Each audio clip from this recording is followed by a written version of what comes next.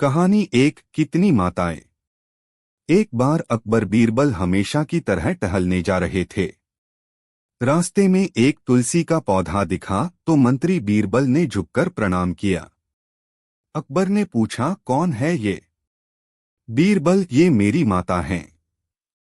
अकबर ने तुलसी के झाड़ को उखाड़कर फेंक दिया और बोला, कितनी माता हैं तुम लोगों की? बीरबल को उसका जवाब देने की एक तरकीब सूझी। आगे एक बिच्छू पत्ती खुजली वाला झाड़ मिला। बीरबल ने उसे दंडवत प्रणाम कर कहा, जय हो बाप मेरे। अकबर को गुस्सा आया और दोनों हाथों से झाड़ को उखाड़ने लगा।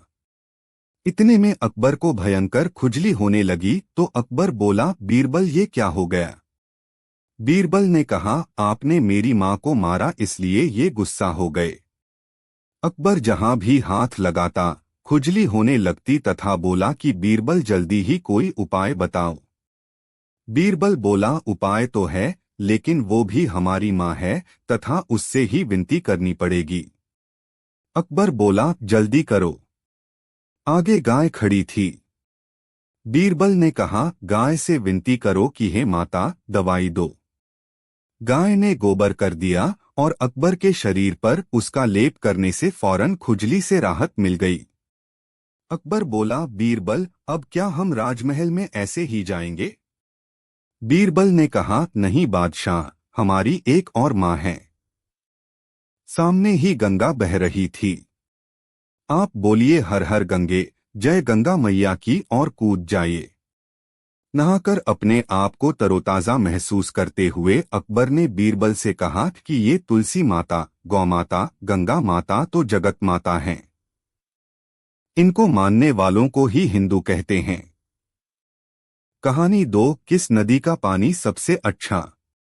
एक बार अकबर ने भरे दरबार में अपने दरबारियों से पूछा, बताओ किस नदी का पानी सबसे अच्छा है? सभी दरबारियों ने एकमत से उत्तर दिया, गंगा का पानी सबसे अच्छा होता है। लेकिन बादशाह के प्रश्न का उत्तर बीरबल ने नहीं दिया। उसे मौन देखकर बादशाह बोले, बीरबल तुम चुप क्यों हो? बीरबल बोले, बादशाह हुजूर, पानी सबसे अच्छा यमुना नदी का होता है। बीरबल का यह उत्तर सुनकर बादशाह को बड़ी हैरानी हुई और बोले, तुमने ऐसा किस आधार पर कहा है, जबकि तुम्हारे धर्म ग्रंथों में गंगा नदी के पानी को सबसे शुद्ध व पवित्र बताया गया है, और तुम कह रहे हो कि यमुना नदी का पानी सबसे अच्छा होता है। बीरबल ने कहा, हुजूर, मैं भला पानी की तुलना अमृत के साथ कैसे कर सकता हूँ? गंगा में बहने वाला पानी केवल पानी नहीं बल्कि अमृत है, इसीलिए मैंने कहा था कि पानी यमुना का सबसे अच्छा है।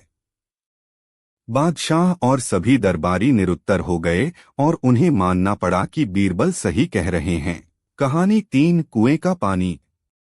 एक किसान बहुत परेशान था।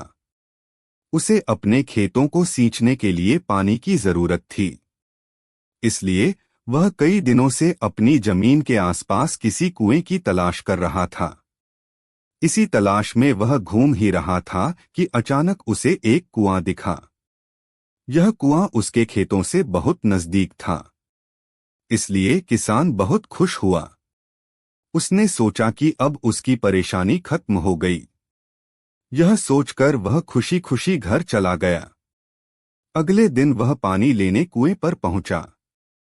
जैसे ही उसने कुएं के नजदीक रखी बाल्टी कुएं में डाली, वहां एक आदमी आ धमका। वह किसान से बोला, यह कुआं मेरा है, तुम इससे पानी नहीं ले सकते। अगर तुम इस कुएं से पानी लेना चाहते हो तो तुम्हें इस कुएं को खरीदना होगा। यह बात सुनकर किसान कुछ देर रुका और फिर मन ही मन सोचने लगा कि अगर मैं इस कुएं को खरीद लूं तो मुझे कभी पानी की कमी नहीं होगी और न ही मुझे पानी के लिए इधर उधर भटकना पड़ेगा। फिर क्या था, दोनों के बीच एक रकम तय हुई।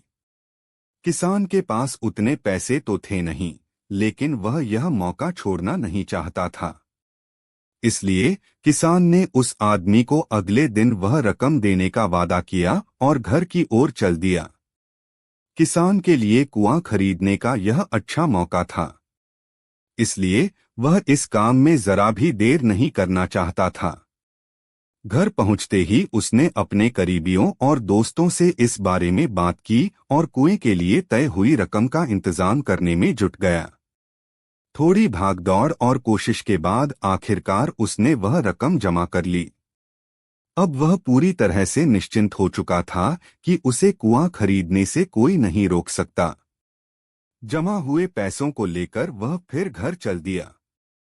उसे बड़ी बेसब्री से इंतजार था कि कब रात खत्म होगी और वह कुआं खरीदने जाएगा। इसी सोच में वह पूरी रात सो नहीं सका। अगले दिन सुबह होते ही वह कुआं खरीदने निकल पड़ा। उस आदमी के घर पहुंच किसान ने उसके हाथ पर पैसे रखे और कुएं को खरीद लिया। अब तो कुआं किसान का हो गया था, तो फिर उसने पानी निकालने में देर नहीं की। जैसे ही किसान ने कुएं से पानी निकालने के लिए बाल्टी उठाई, उस आदमी ने फिर बोला, ठहरो, तुम इस कुएं से पानी नहीं निकाल सकते हो। मैंने तुम्हें कुआं बेचा है, कुएं का पानी अभी भी मेरा है। किसान मायूस हो गया और न्याय के लिए राजा के दरबार में शिकायत करने पहुंच गया। मालूम है उस राजा का नाम क्या था? राजा अकबर।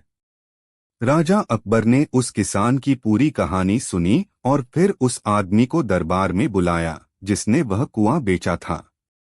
राजा का फरमान सुनते ही वह आदमी भागा भागा दरबार में हाजिर हो गया। राजा ने उससे पूछा, जब तुमने इस किसान को अपना कुआं बेच दिया तो फिर इसे पानी क्यों नहीं लेने दे रहे हो? आदमी बोला, महाराज, मैंने इसे केवल कुआं बेचा था, पानी नहीं। यह बात सुनकर राजा भी सोच में पड़ गए। उन्होंने कहा कि बात तो यह पते की कह रहा है, कुआं बेचा है, पानी तो नहीं। काफी देर सोचने के बाद जब इस समस्या को सुलझाने में वह नाकाम हो गए तो उन्होंने बीरबल को बुलाया। बीरबल बहुत ही बुद्धिमान था, इसलिए राजा अकबर किसी भी मामले पर फैसला लेने से पहले उसकी राय जरूर लेते थे। बीरबल ने एक बार फिर दोनों से उनकी समस्या पूछी। पूरी बात जानने के बाद बीरबल ने उस आदमी से कहा, ठीक है, तुमने कुआं बेचा, पानी नहीं। फिर तुम्हारा पानी किसान के कुएं में क्या कर रहा है? कुआं तुम्हारा नहीं है, फौरन अपने पानी को कुएं से बाहर निकालो। बीरबल का इतना कहते ही उस आदमी को समझ आ गया कि अब उसकी चालाकी किसी काम नहीं आने वाली। उसने राजा से फौरन माफी मांगी और माना कि कुएं के साथ उसके पानी पर भी किसान का पूरा अधिकार है। यह देखकर राजा अकबर ने बीरबल की बुद्धिमानी की तारीफ की और कुआं बेचने वाले आदमी पर धोखेबाजी के लिए जुर्माना लगाया। सीख, अपने आप को दूसरे से अधिक चालाक नहीं समझना चाहिए। साथ ही धोखा देने की आदत से भी दूर रहना चाहिए, क्योंकि कोई ऐसा भी हो सकता है जो आपसे भी अधिक बुद्धि का इस्तेमाल करना जानता हो। ऐसे में आपका धोखा पकड़ा जाएगा और आपको अपने किए का भुगतान करना होगा, जैसे इस कहानी के अंत में कुआं बेचने वाले आदमी को करना पड़ा। 6 जीत किसकी? बादशाह अकबर जंग में जाने की तैयारी कर रहे थे। फौज पूरी तरह तैयार थी। बादशाह भी अपने घोड़े पर सवार होकर आ गए। साथ में बीरबल भी था। बादशाह ने फौज को जंग के मैदान में कूच करने का निर्देश दिया। बादशाह आगे आगे थे, पीछे पीछे उनकी विशाल फौज चली आ रही थी। रास्ते में बादशाह को जिज्ञासा हुई और उन्होंने बीरबल से पूछा, क्या तुम बता सकते हो कि जंग में जीत किसकी होगी? हुजूर, इस सवाल का जवाब तो मैं जंग के बाद ही दूंगा, बीरबल ने कहा। कुछ देर बाद फौज जंग के मैदान में पहुंच गई। वहां पहुंचकर बीरबल ने कहा, हुजूर, अब मैं आपके सवाल का जवाब देता हूं और जवाब यह है कि जीत आपकी ही होगी। यह तुम अभी कैसे कह सकते हो, जबकि दुश्मन की फौज भी बहुत विशाल है? बादशाह ने शंका जाहिर की। हुजूर, दुश्मन हाथी पर सवार हैं और हाथी तो सूंड से मिट्टी अपने ऊपर ही फेंकता है तथा अपनी ही मस्ती में रहता है, जबकि आप घोड़े पर सवार हैं और घोड़ों को तो गाजी मर्द कहा जाता है। घोड़ा आपको कभी धोखा नहीं देगा, बीरबल ने कहा। उस जंग में जीत बादशाह अकबर की ही हुई। कहानी कवि और धनवान आदमी। एक दिन एक कवि किसी धनी आदमी से मिलने गया और उसे कई सुंदर कविताएं इस उम्मीद के साथ सुनाई कि शायद वह धनवान खुश होकर कुछ इनाम जरूर देगा। लेकिन वह धनवान भी महाकंजूस था। बोला, तुम्हारी कविताएं सुनकर दिल खुश हो गया। तुम कल फिर आना, मैं तुम्हें खुश कर दूंगा। कल शायद अच्छा इनाम मिलेगा। ऐसी कल्पना करता हुआ वह कवि घर पहुंचा और सो गया। अगले दिन वह फिर उस धनवान की हवेली में जा पहुंचा। धनवान बोला, सुनो कवि महाशय, जैसे तुमने मुझे अपनी कविताएं सुनाकर खुश किया था, उसी तरह मैं भी तुमको बुलाकर खुश हूं। तुमने मुझे कल कुछ भी नहीं दिया, इसलिए मैं भी कुछ नहीं दे रहा। हिसाब बराबर हो गया। कवि बेहद निराश हो गया। उसने अपनी आप बीती एक मित्र को कह सुनाई और उस मित्र ने बीरबल को बता दिया। सुनकर बीरबल बोला, अब जैसा मैं कहता हूं वैसा करो। तुम उस धनवान से मित्रता करके उसे खाने पर अपने घर बुलाओ। हाँ, अपने कवि मित्र को भी बुलाना मत भूलना। मैं तो खैर वहां मौजूद रहूंगा ही। कुछ दिनों बाद बीरबल की योजनानुसार कवि के मित्र के घर दोपहर को भोज का कार्यक्रम तय हो गया। नियत समय पर वह धनवान भी आ पहुंचा। उस समय बीरबल, कवि और कुछ अन्य मित्र बातचीत में मशगूल थे। समय गुजरता जा रहा था, लेकिन खाने पीने का कहीं कोई नामोनिशान न था। वे लोग पहले की तरह बातचीत में व्यस्त थे। धनवान की बेचैनी बढ़ती जा रही थी। जब उससे रहा न गया तो बोल ही पड़ा, भोजन का समय तो कब का हो चुका। क्या हम यहाँ खाने पर नहीं आए हैं? खाना? कैसा खाना? बीरबल ने पूछा। धनवान को अब गुस्सा आ गया। क्या मतलब है तुम्हारा? क्या तुमने मुझे यहाँ खाने पर नहीं बुलाया है? खाने का कोई निमंत्रण नहीं था। यह तो आपको खुश करने के लिए खाने पर आने को कहा गया था, जवाब बीरबल ने दिया। धनवान का पारा 7वें आसमान पर चढ़ गया। क्रोधित स्वर में बोला, यह सब क्या है? इस तरह किसी इज्जतदार आदमी को बेइज्जत करना ठीक है क्या? तुमने मुझसे धोखा किया है। अब बीरबल हंसता हुआ बोला, यदि मैं कहूं कि इसमें कुछ भी गलत नहीं तो? तुमने इस कवि से यही कहकर धोखा किया था ना कि कल आना, सो मैंने भी कुछ ऐसा ही किया। तुम जैसे लोगों के साथ ऐसा ही व्यवहार होना चाहिए। धनवान को अब अपनी गलती का आभास हुआ और उसने कवि को अच्छा इनाम देकर वहां से विदा ली। वहां मौजूद सभी बीरबल को प्रशंसा भरी नजरों से देखने लगे। जीत किसकी? बादशाह अकबर जंग में जाने की तैयारी कर रहे थे। फौज पूरी तरह तैयार थी।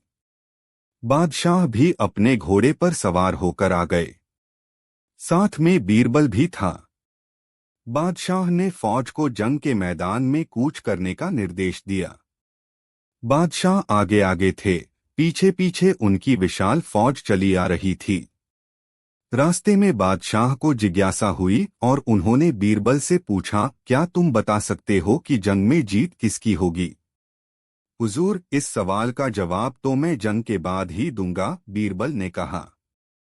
कुछ देर बाद फौज जंग के मैदान में पहुंच गई। वहां पहुंचकर बीरबल ने कहा, हुजूर, अब मैं आपके सवाल का जवाब देता हूं और जवाब यह है कि जीत आपकी ही होगी।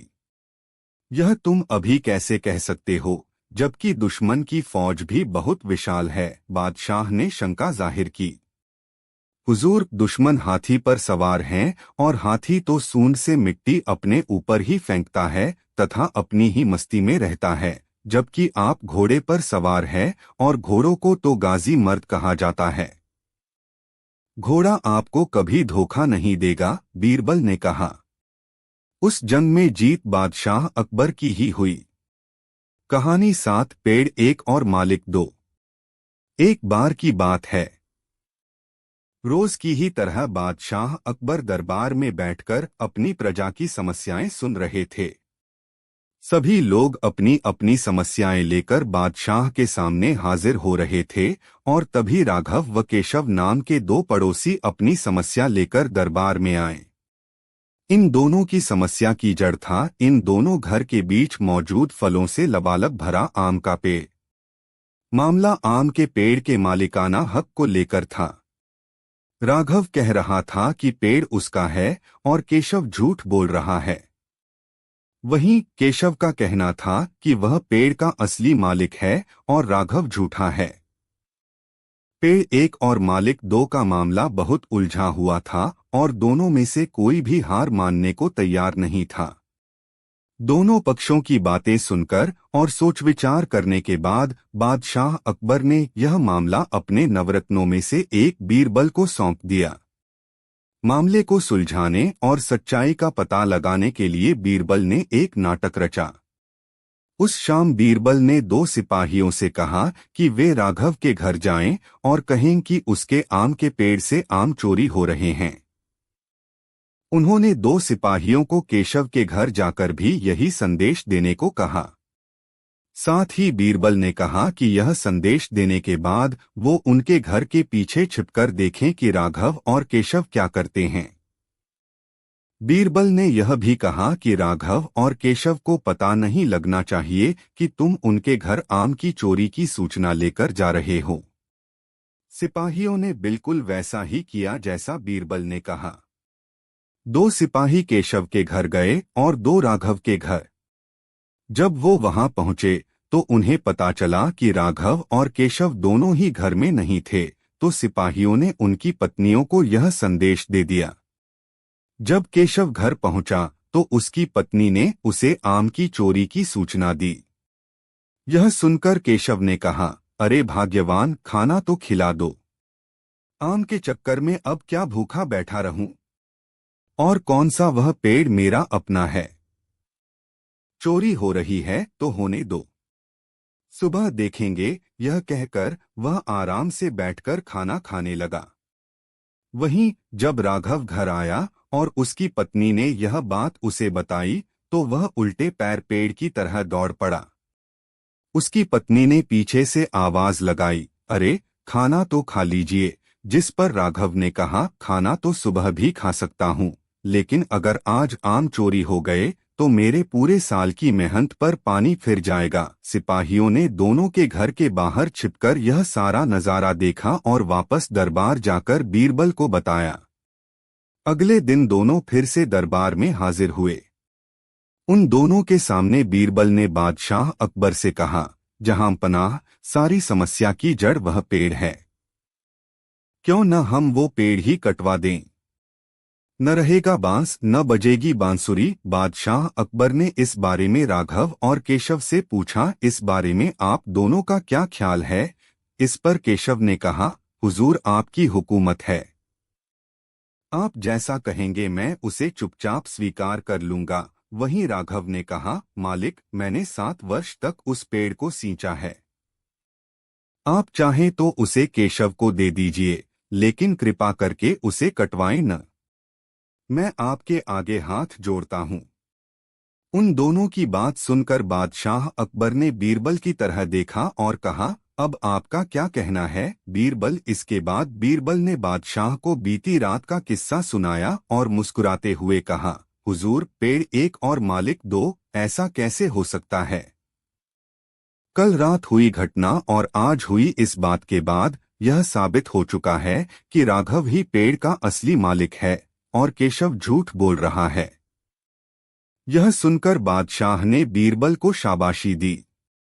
उन्होंने अपने हक के खातिर लड़ने के लिए राघव को बधाई दी और चोरी करने व झूठ बोलने के लिए केशव को जेल में बंद करने का आदेश दिया। कहानी से सीख। एक पेड़ और दो मालिक कहानी से हमें यह सीख मिलती है कि परिश्रम किए बिना छल से किसी और की चीज चुराने का अंजाम बुरा होता है। कहानी 8, बीरबल की खिचड़ी। सर्दियों का मौसम था। बादशाह अकबर अपने बागीचे में बीरबल व एक अन्य मंत्री के साथ टहल रहे थे। टहलते हुए बादशाह अकबर ने अपने मंत्री से कहा, इस साल कुछ ज्यादा ही ठंड पड़ रही है। महल से बाहर निकलने में भी ठंड से हालत खराब हो रही है। मंत्री ने बादशाह की बात का जवाब देते हुए कहा, जी हुजूर, बिल्कुल सही फरमाया आपने।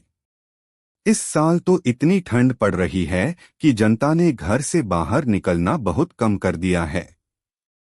टहलते टहलते बादशाह अकबर बगीचे में बने तालाब के किनारे जा पहुंचे। जैसे ही उन्होंने अपना हाथ पानी में डाला, उन्हें एहसास हुआ कि पानी बर्फ जैसा ठंडा है। पानी से हाथ बाहर निकालते हुए अकबर ने कहा, सही कह रहे हैं इतनी ठंड में कौन घर से बाहर निकलेगा। बीरबल को चुपचाप देखकर बादशाह ने बीरबल से पूछा, इस बारे में आपका क्या ख्याल है। बीरबल ने सिर झुकाते हुए कहा, माफी चाहता हूँ हुजूर, इस बारे में मेरा ख्याल थोड़ा अगल है। मैं आप दोनों की बात से सहमत नहीं हूँ। अकबर ने आश्चर्यचकित होकर बीरबल से पूछा, अच्छा, तो हमें भी बताइए क्या ख्याल है आपका। बीरबल ने कहा, हुजूर, मेरा मानना है कि एक गरीब व्यक्ति के लिए पैसा सबसे ज्यादा जरूरी है। उसे इस बात से कोई फर्क नहीं पड़ता कि मौसम कितना ठंडा है या गर्म। अकबर ने हैरान होकर बीरबल से कहा, तो आप यह कह रहे हैं कि इस कड़ाके की सर्दी में भी एक गरीब आदमी कोई भी ऐसा काम करने को तैयार हो जाएगा जिससे उसे पैसा मिल सके। बीरबल ने कहा, जी हुजूर, मैं यही कह रहा हूँ। बादशाह अकबर ने बीरबल को चुनौती देते हुए कहा, तो ठीक है, अगर आपने बर्फ जैसे पानी से भरे इस तालाब में किसी को रात भर खड़ा रखकर इस बात को प्रमाणित कर दिया, तो हम आपके लाए हुए गरीब व्यक्ति को 20 सोने के सिक्के इनाम में देंगे। बादशाह की बात से सहमति जताते हुए बीरबल ने अगले दिन एक गरीब व्यक्ति को पेश करने का वादा किया। अगले दिन सभा में बादशाह अकबर ने बीरबल ने पूछा कि क्या वो किसी को लाए हैं जो तालाब में खड़ा रहकर पूरी रात बिता सके। इस पर बीरबल ने गंगाधर नामक एक गरीब व्यक्ति को दरबार में मौजूद किया और कहा कि यह 20 सोने के सिक्कों के लिए तालाब में पूरी रात बिताने को तैयार है। बादशाह अकबर ने सभा समाप्त करते हुए कहा कि ठीक है, 2 सिपाही इस व्यक्ति की रात भर निगरानी करेंगे। अगले दिन फिर से दरबार लगा और बादशाह ने बीरबल से गंगाधर के बारे में पूछा, बीरबल, कहाँ है आपका मित्र? कितनी देर टिक पाया वो उस बर्फीले पानी में? बीरबल ने कहा, महाराज, वो यही है। मैं उसे दरबार में पेश करने की इजाजत चाहता हूँ। बादशाह की इजाजत मिलते ही बीरबल ने गंगाधर को दरबार में बुलाया। बादशाह अकबर ने गंगाधर को शाबाशी देते हुए कहा, हमें इस बात पर यकीन नहीं हो रहा है कि तुम पूरी रात उस बर्फ जैसे पानी में रहे और आज हमारे सामने सही सलामत खड़े हो। यह तुमने कैसे किया? पूरी सभा को बताओ।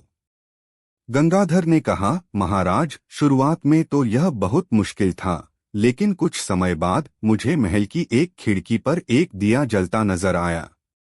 उस दिए को देखते हुए मैंने सारी रात बिता दी। बादशाह अकबर ने चौंक कर कहा, यह तो धोखा है, तुमने हमारे महल के जलते दिए की गर्मी से सारी रात बिता ली।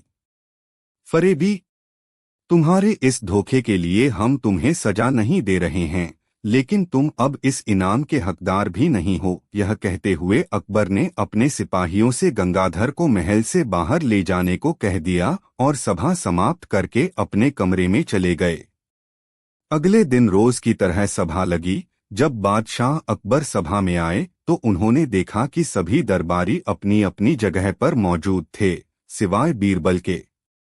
बादशाह ने एक सिपाही से पूछा कि बीरबल कहाँ है, तो उसने बताया कि वो आज महल नहीं आए हैं। बादशाह ने सिपाही से कहा कि वो तुरंत बीरबल के घर जाएं और उन्हें लेकर आएं। कुछ समय बाद सिपाही अकेले ही दरबार में लौट आया। बादशाह के पूछने पर सिपाही ने बताया, बीरबल अपने घर में खाना पका रहे हैं और उन्होंने कहा है कि खाना पूरी तरह पक जाने के बाद ही वो दरबार आएंगे। सिपाही की यह बात सुनकर बादशाह सोच में पड़ गए, क्योंकि आज से पहले कभी भी बीरबल ने महल आने में देर नहीं की थी। अकबर को कुछ संदेह हुआ और उन्होंने बीरबल के घर जाने का निर्णय लिया। जब बादशाह अकबर बीरबल के घर पहुंचे तो उन्होंने देखा कि बीरबल ने एक ऊंची खूंटी पर एक हांडी टांग रखी है और उसके नीचे जमीन पर लकड़ियां जला रखी हैं। बादशाह आश्चर्यचकित हो गए और बीरबल से पूछा कि वह क्या कर रहे हैं। इस पर बीरबल ने जवाब दिया कि वह अपने भोजन के लिए खिचड़ी पका रहे हैं। बादशाह अकबर ने कहा, क्या तुम पागल हो गए हो? यह खिचड़ी कैसे पक सकती है? तुमने हांडी को इतने ऊपर टांग रखा है और आग नीचे जल रही है। ऐसे में खिचड़ी पकने के लिए हांडी तक गर्मी कैसे पहुंचेगी? इस बात पर बीरबल ने बहुत आराम के साथ बादशाह से कहा, क्यों नहीं पहुंचेगी हुजूर? जब महल की खिड़की पर रखे एक दिए से गंगाधर को गर्मी मिल सकती है तो मेरी खिचड़ी की हांडी तो फिर भी आग के बहुत नजदीक है। बीरबल की बात सुनकर बादशाह हैरान हो गए और मुस्कुराते हुए कहा, हम तुम्हारी बात अच्छी तरह समझ गए बीरबल। इसके बाद उन्होंने गंगाधर को महल में बुलवाया और उसे 20 सोने के सिक्कों का इनाम दिया। बीरबल की चतुराई के लिए उन्होंने बीरबल को भी इनाम दिया। कहानी से सीख। बच्चों, बीरबल की खिचड़ी की कहानी से हमें यह सीख मिलती है कि दूसरों की सफलता के पीछे किए गए परिश्रम को जाने बगैर उनके बारे में राय नहीं बनानी चाहिए।